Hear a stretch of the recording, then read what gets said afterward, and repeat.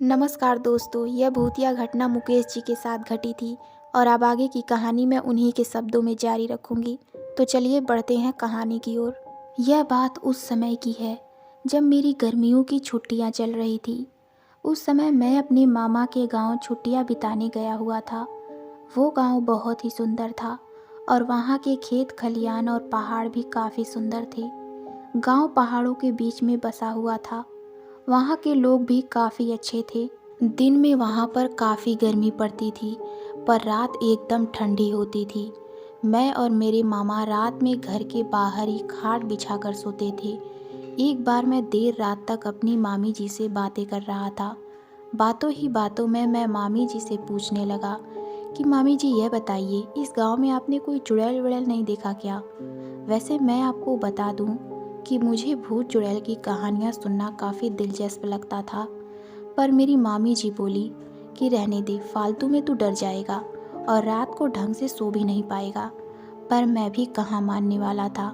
मैंने भी जिद पकड़ ली कि कहानी तो आपको सुनानी ही पड़ेगी। मेरी जिद के आगे वो भी नतमस्तक थी।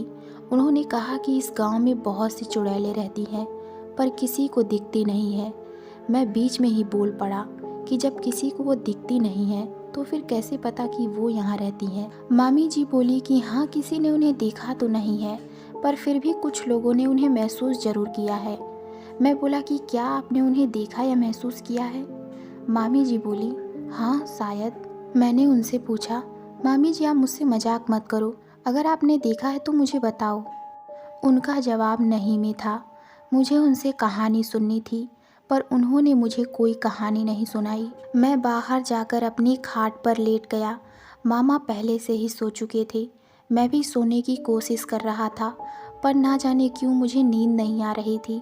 मैं भी बस उन्हीं सब चीज़ों के बारे में सोच रहा था कि न जाने कब मुझे नींद आ गई। मुझे सही से तो नहीं पता, पर शायद आधी रात को मेरी नींद अचानक से किसी के पैरों की आवाज़ से खुली। उस समय मेरे मामा जी तो सो रहे थे। मैं आश्चर्य में था कि इतनी रात को कौन हो सकता है, पर मेरी इतनी हिम्मत नहीं हो रही थी कि मैं खाट से उठकर पीछे देखूं कि कौन चला आ रहा है। उस समय मैं थोड़ा डरा हुआ भी था, क्योंकि उस रात मैं मामी जी से भूत चुड़ैल की बातें कर रहा था। मैंने सोचा कि चुपचाप जाकर देखता हूँ कि कौन है। धीरे धीरे वो आवाज़ बढ़ती जा रही थी।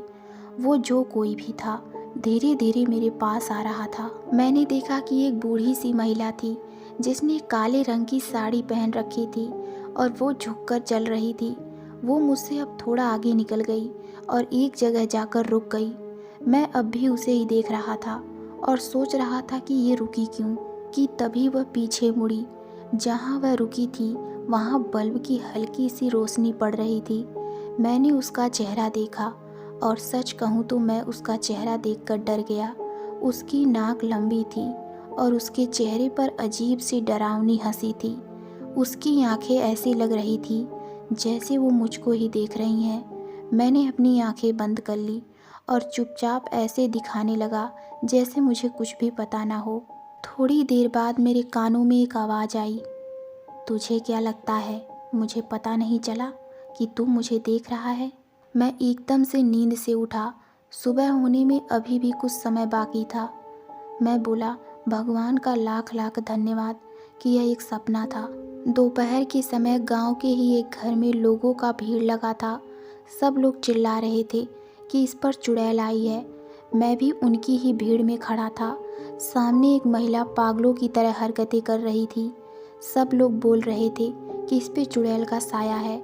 कोई कह रहा था कि रात को यह बाहर जंगल की तरफ गई और फिर लौटी ही नहीं।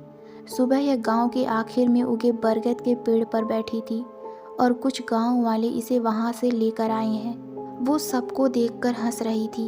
एक समय ऐसा भी आया जब उसने मेरी तरफ देखा और हंसते हुए बोली, तुझे क्या लगता है मुझे नहीं पता चला कि तू मुझे देख रहा है?